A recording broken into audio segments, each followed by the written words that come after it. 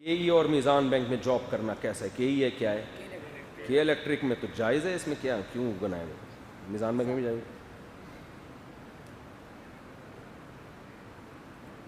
یہ کیا ہے یار، یہ اس کے سوال نہ پوچھا کرو مجھ سے، ٹاپک میں نے ختم کر دیا بار بار۔ خواتین کے سر سے جو بال گرتے ہیں وہ جمع کرتی ہیں اور بیچتی ہیں۔ بھائی خواتین کے بالوں کو بیچنا جائز ہے ناجائز؟ ناجائز ہے بالکل۔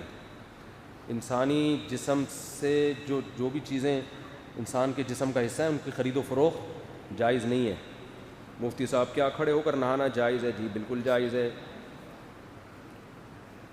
مفتی صاحب کیا نماز میں ہلکی ہنسی آنے سے نماز ٹوٹ جاتی ہے؟ نماز نہیں ٹوٹتی، وضو نماز ٹوٹتی ہے، اور اگر کہکا نکل آیا تو نماز بھی جاتی ہے، وضو بھی ٹوٹ جاتا ہے۔ مفتی صاحب محرم کے علاوہ کالا کپڑا پہن سکتے ہیں مگر سفید لباس کو پسند کیا گیا ہے، کالا کپڑا بھی پہن سکتے ہیں۔ مفتی صاحب میری درزی کی دکان ہے، کچھ لوگ ایسے ہیں جو کپڑے سلوانے کے لیے دیتے ہیں، پھر سال بھر گزرنے کے بعد بھی کپڑے لینے نہیں آتے، کیا ایسے لوگوں کپڑے بیچ کر پیسے وصول کرنا جائز ہے یا نہیں؟ جب سال ہو گیا، پورا انتظار کر لیا، نا امید ہو گئے، مایوس ہو گئے، تو وہ لقطہ کے حکم میں ہے۔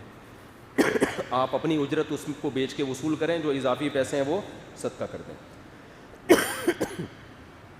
حکومت پاکستان کی جانب سے نوجوان کے لیے یوتھ اسکیم کا انعقاد کیا گیا کہ مجھے نہیں پتہ اس کی ترتیب کیا ہے بھائی، اس کی تحقیق نہیں ہے مجھے۔ ہمارے علاقے کی مسجد میں سابقہ مسجد کے صدر اکثر اذان دیا کرتے تھے، لیکن اس بات عجیب بات ہوئی، جب انہوں نے آپ کی اذان سنی تو ایک نیا مؤذن جو کہ اسی دن رکھا گیا تھا، اس مؤذن نے یہ کہہ کر دوبارہ اذان پڑھی کہ ان سابقہ صدر کی داڑھی شریعت کے مطابق نہیں ہے۔ بھئی یہ شاعر اسلام میں سے اذان داڑھی والوں کو ہی دینی چاہیے، تو بہتر یہی ہے نماز وہی پڑھائے جس کی پراپر داڑھی ہو، کیونکہ شاعر اسلام میں سے ہے نا۔ باقی یہ اس طرح کے سوال نہ پوچھا کریں کہ وہ ان کو کیا، وہ بیچارہ چلو داڑھی نہیں ہے اتنا تو اس میں جذبہ تو ہے نا اذان دینے کا، تو کیا کوئی ایسی چیز نہ کیا کریں جس سے کسی شخصیت کی براہ راست توہین ہو رہی ہے، ان کو بس سمجھا دیں کہ حضرت داڑھی رکھ لیں۔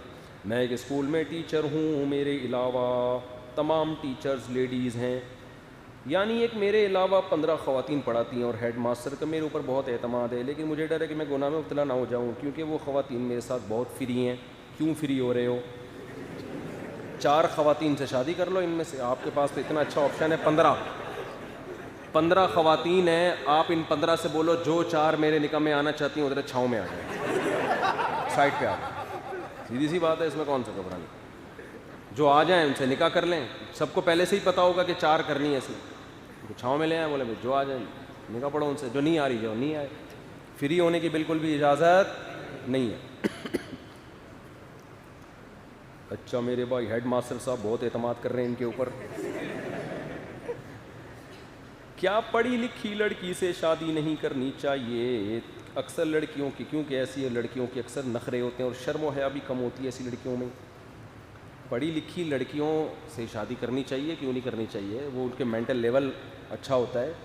باقی جو شرم و حیا کا تعلق زیادہ خاندان سے زیادہ ہے، پڑھے لکھے یا ان پڑھ ہونے سے نہیں ہے۔ خاندان میں اگر شرم نہیں ہے تو ان پڑھ ہو کے بے شرم بھی ہوگی، بہت بڑی ٹینشن بن جائے گی آپ کے لیے۔ اور اگر خاندان میں حیا ہے تو پڑھی لکھی ہو کے بھی حیا ہوگی۔ تو میں یہ نہیں کہہ رہا پڑھی لکھی لڑکیوں سے ہی کریں، ان پڑھ سے بھی کریں، پڑھی سے بھی کریں، آپ کی مرضی، جو رشتہ جس کو مل جائے اس سے کر لیں آپ، لیکن اس کا پڑھے لکھے یا ان پڑھ ہونے سے تعلق نہیں ہے، اس کا تعلق آپ کی فیملی سے ہے۔ بڑی بڑی پڑھی لکھی لڑکیاں ہمارے علم میں ہیں، بہت بڑی ڈاکٹرز ہیں جو ناخن کا بھی پردہ کرتی ہیں، ایسی خواتین ہیں، اور ایسی بھی ہیں جن کو کچھ بھی نہیں آتا اور وہ بالکل آزاد خیال ہے۔ تو اس کا تعلق لڑکی کے خاندان سے ہوتا ہے۔ باقی یہ کہ مینٹل لیول ملنا چاہیے نا، تو اگر کسی پڑھے لکھے کو پڑھی لکھی مل رہی ہے تو کر لے شادی، اس سے زیادہ فائدہ ہوتا ہے کہ تھوڑا سا مینٹل لیول مل رہا ہوتا ہے۔ لیکن میں نے مجھے جو چیز نظر آتی ہے، مینٹل لیول ملنے کا بھی خاندان سے زیادہ تعلق ہے۔ عورت کا جو خاندان ہے نا وہ بہت ویلیو رکھتا ہے۔ سب سے پہلے شادی سے پہلے اس کا خاندان دیکھا کرو کہ تمیز کے لوگ ہیں یا نہیں، ان پڑھ ہو تمیزدار ہو وہ چل جائیں گے، اور پڑھی لکھی ہو اگر تمیز نہیں ہے وہ نہیں چل سکتی۔ تو تو خاندان کو سب سے پہلے فوکس کرو, باقی چیزیں اس کے بعد ہیں. اچھا میرے بھائی, اگر رشتہ طے ہوا ہو دینداری کی بنیاد پر لیکن شادی کے بعد معلوم ہو کہ لڑکی زیادہ دیندار نہیں ہے تو کیا طلاق دینی چاہیے؟ دیکھو, نکاح سے پہلے کے احکام کچھ اور ہوتے ہیں, شادی کے بعد کے احکام. پہلے تو خوب چھان پھٹک کے کرو, بے دین سے شادی نہ کرو, بڑے نقصانات ہیں آگے اولاد کا. لیکن جب ہو گئی تو پھر چھوڑنے کے میں پھر اس کے اصول, جب تک ناقابل برداشت معاملہ نہیں ہو جاتا اس وقت تک چھوڑنا نہیں ہے. یہ چھوڑنے چھاڑنے والے معاملات میں بہت آدمی بھی ڈسٹرب ہوتا ہے, وہ لڑکی بھی ہوتی ہے. جنہوں نے بھی چھوڑا ہے نا, طلاق دی ہے, 95% لوگ بعد میں پچھتاتے ہیں. تو اس لیے جب ہو گئی شادی تو اب جب تک ناقابل برداشت معاملہ نہ ہو انسان زبان پہ طلاق کا لفظ نہ لے کر آئے, کمپرومائز کرے, گزارا کرے. یہ شریف آدمی ہونے کی علامت ہوتی ہے, اور اس سے آپ کی اس کی برکتیں آپ کو بعد میں ملیں گی. پہلی دفعہ جو گھر بستا ہے نا, اصل وہی ہوتا ہے. یہ طلاقیں دے دے کے شادیاں, اور پھر یہ بڑے مسائل کھڑے ہوتے ہیں اس سے. تو جب تک ناقابل برداشت معاملہ نہ ہو انسان کبھی بھی ڈیورس کی طرف نہ جائے. وہ بے دین ہے تو برداشت کرے, اس کو محبت سے سمجھاتا رہے بس, اور وہ سیدھی ہو جائے گی انشاءاللہ. جب 2-4 بچے ہوتے ہیں تو پھر عورت کمپرومائز کرتی ہے. وہ پھر شوہری کے گھر کو اپنا, حضرت حکیم اختر صاحب بیان فرما رہے تھے, کسی نے کہا حضرت میری شادی ہوئی اور میری بیگم کا میرے گھر میں دل نہیں لگتا, ہر تھوڑے دن اپنی اماں کے یہاں چلی گئی ہوتی ہے, میں بڑا تیش میں آیا ہوں, یہ جو ہوتا ہے نا, بڑا شروع میں تو بڑا جوش میں آیا ہوتا ہے نا آدمی, میں یوں کر دوں گا, میں ایسا کر دوں گا. تو انہوں نے فرمایا کہ بھائی ابھی 2-4 بچے ہو جائیں گے, اسی گھر کو اپنا سمجھے گی. ابھی تو نئی رخصت ہو کے آئی ہے, اس کو وہ وہاں زیادہ پروٹوکول ملا ہے, ابا ہیں, اماں ہیں, بہنیں ہیں, تھوڑا برداشت کرو. بڑی اچھی نصیحت کی نا. کہا 2-4 بچے ہو جائیں گے تو اسی گھر کو کیا سمجھے گی. اولاد کے بعد عورت کو اپنے میاں کا گھر اپنا گھر لگتا ہے. یہ اولاد اتنی بڑی نعمت ہے. ہمارے حضرت فرماتے تھے یہ میاں بیوی کو جوڑنے کا کام کرتی ہے. اگر اولادوں کا سیٹ اپ نہ ہوتا, میرا خیال ہے 99% شادیاں ناکام ہوتی. 99%. بچہ ہو جاتا ہے, آدمی بھی کہتا ہے بھائی طلاق دی تو میرے بچے کو اس سے اچھی اماں مارکیٹ میں اویلیبل ہے ہی نہیں, ملے گی کہاں سے. اور عورت کو بھی پتہ ہوتا ہے کسی دوسرے سے شادی کروں گی, وہ اس کا سوتیلا ہوگا, وہ اس کا سچی مچی کا ابا نہیں ہوگا, وہ بھی بچے کی وجہ سے گزارا کر رہی ہوتی ہے. تو اولاد بڑی نعمت ہے. اچھا میرے بھائی, یہ ہو گیا. مفتی صاحب مجھے پرانے سوالات رہ گئے تھے. نسوار کا کاروبار کیسا ہے؟ جائز ہے مگر مکروہ ہے, ناپسند. جیسے پان, گٹکا, نسوار, یہ تمام چیزیں صحت کو خراب کرنے والی ہیں. سگریٹ ہو گئی, گٹکا ہو گیا, پان ہو گیا, نسوار ہو گیا, یہ سب میں تمباکو ہوتا ہے. اور تمباکو کے بارے میں تمام ڈاکٹروں کا اتفاق ہے کہ یہ صحت کے لیے مفید چیز نہیں ہے, تو چھوڑ دو اس کو. بجلی سے چوری کا کنڈا لینا کیسا ہے؟ غلط ہے بھائی. چوری کا لفظ بھی استعمال کر رہے ہو ایسے جیسے چوری کرنا کیسا ہے. اور اس طریقہ کام ہو جیسے کیا لکھا, استری اور چیز کو ٹھیک ہے کام اور کنڈے کے بل دے 500-2000. ہاں بل دے رہا ہے تو پھر ٹھیک ہے.